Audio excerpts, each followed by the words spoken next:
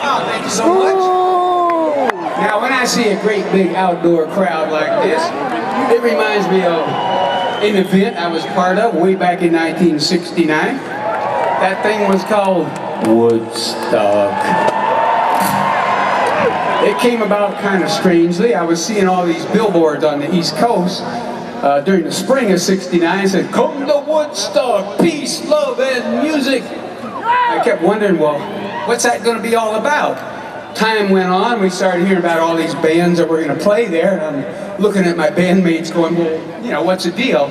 Finally in July, I believe, they called me. They said, "Hey, John, why don't you bring Creedence up to Woodstock?" I said, "Sure, cool, we'll do it. Just give us a good spot on the bill."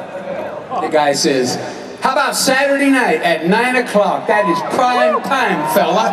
I said, "All right, I'll be there." What he didn't tell me is, you're gonna follow the Grateful Dead.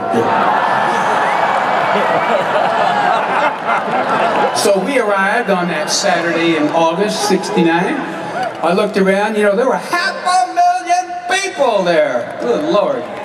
Anyhow, got later and later, about 6 o'clock, I started to worry, because there were 5 bands that were supposed to play before the Grateful Dead, and then there was going to be the Grateful Dead. How in the world was I going to get on stage at 9 o'clock?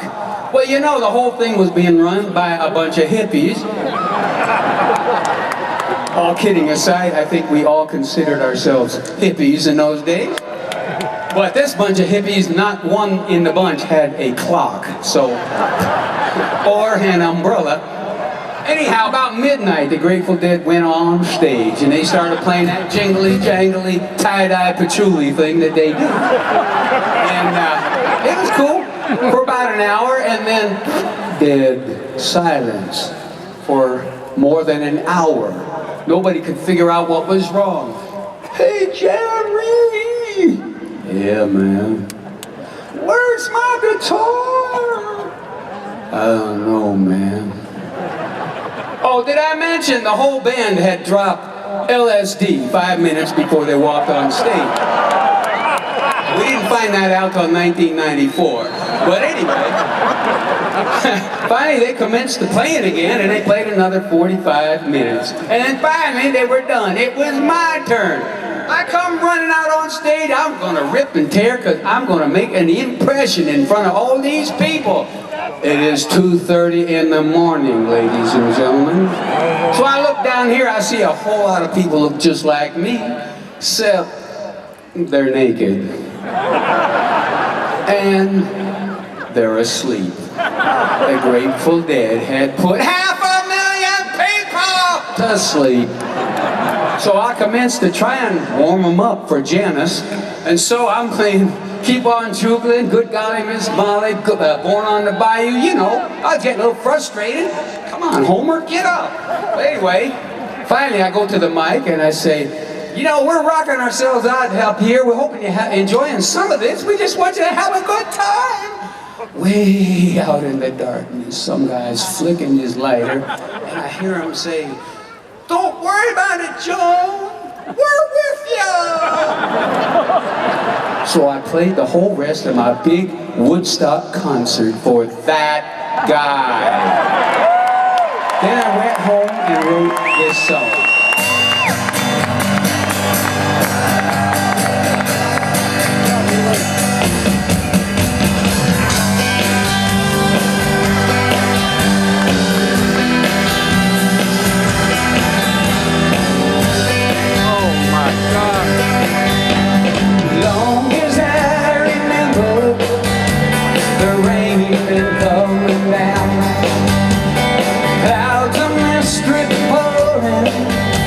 Confusion all around.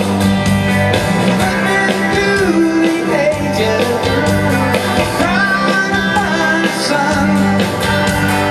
And I wonder, still I wonder, who'll stop the rain. But I went down Virginia, seeking shelter from the storm.